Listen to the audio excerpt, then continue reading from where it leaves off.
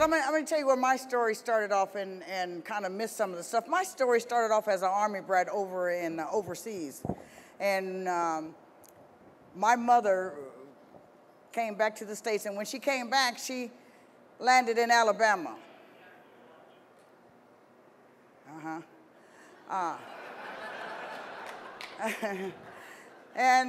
So it wasn't strange for me to see or run from people trying to chase her and kill me. See, that wasn't a strange occurrence. That happened all the time. It wasn't strange to see crosses in the front yard and your cars burned up. That wasn't a strange thing to see. So my mother wanted better for her family, so she loaded up the truck, and we moved to Beverly Hills, that is, swimming pools, movie stars. Life was all good. Life was all good. Life was all good. Got there, we came, she chose California because there's no prejudice in California. So one day, I learned different. I was at school, kind of smart. I played the first string violin, sang in the choir. By that time, I'd come back, I spoke a couple of languages. I was sitting there practicing my handwriting. This happened in the early 60s. So my teacher walked up to me with authority, because teachers had authority back in those days. You didn't shoot the teacher if they said anything stupid to you. She walked up to me with the authority that I knew she had, and she said, "You're an uppity little nigger, aren't you?"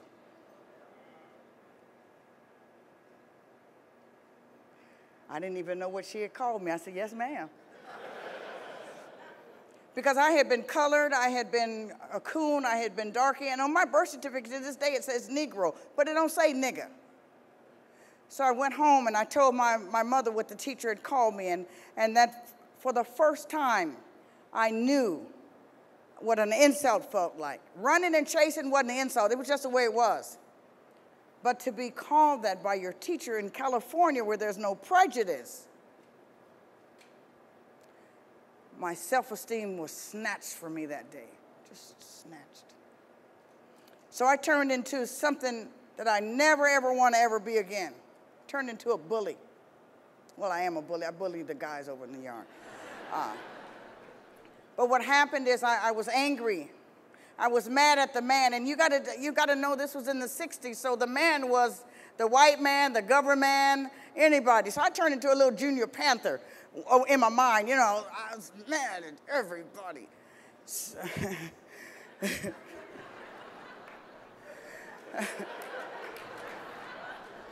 So I got up, being angry and low self-esteem don't go well together, because they cause you to get some things to get you some self-esteem, like some alcohol, like some Red Devils, like the one that brought me to my knees, crack cocaine.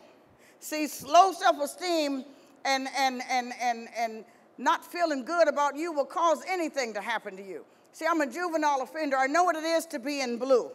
See, I know what it is not to feel real good about yourself. That's the reason why I know infinite possibilities are possible. Look at me.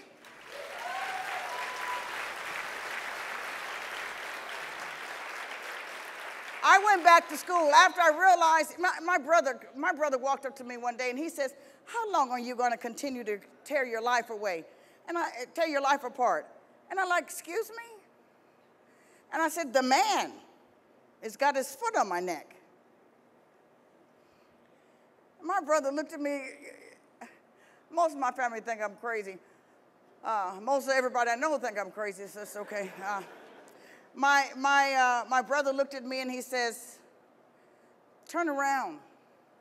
For the first time, I realized that nobody had their foot on my neck. Nobody was after me. Nobody had been chasing me. I was the man. Low self-esteem was the man. Drugs and alcohol became the man. You became the man. Anybody that I came in contact became the man. Now I was free. That one day freed me by knowing the truth. But I was ready for the truth. So I get a chance to go back to school and come back and be a substance abuse transition counselor in the prisons. I worked at CIW and CRC, and now I'm here at Ironwood. I come back to the prison not because I have issues. I don't have issues. I want no boyfriend in the prison. I don't want all that kind of stuff. I don't come here for that. I come here simply to give you the best information that you could possibly have so you could live happy, joyous, and free one day just like I would. That's what I come back for. See, I come back to help you. I come back to let you know infinite possibilities are possible. You can do anything that you want to do one day at a time. That's all it takes. If you want to still be mad at you, then I'm sorry. But like I tell my guys, shut up, sit down, pay attention. Let somebody help you. If you give me the chance, I will pass this information on to you. If you don't want it, I'm not all tore up about it.